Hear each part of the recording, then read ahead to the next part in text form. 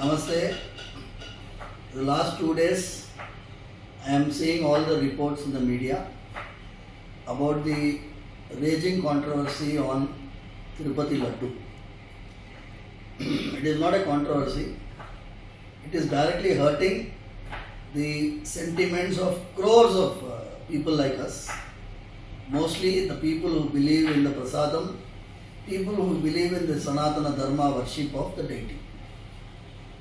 What has happened is, we have been already saying that the process of tendering, when you purchase items for the Swami, like the ingredients for Laddu, you go for a lowest bidder. The moment you go for the lowest bidder, you are asking for trouble. In fact, the best cow ghee today cannot be less than 1,000 rupees per kg. How can a person quote 320 rupees?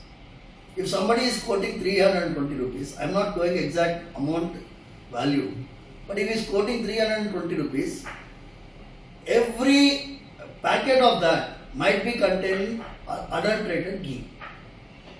So it's a big hurting issue. We have to inquire into it and find the culprits and take them to task. Number one, I appreciate the statement of Honorable Deputy Chief Minister of Andhra Pradesh, Shri Pawan Kalyan Garu, because he has said there should be a national level Dharmika Parirakshana Parishad. We have been talking about that the same way. We want a central Dharmika Parishad which will be run by all the religious heads of this Matadipatis, Pitadipatis, retired judges. If they have a central Dharmika Parishad, the temples can be run under it.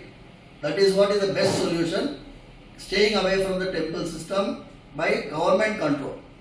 Sarve Jana Sukhino Bhavantu.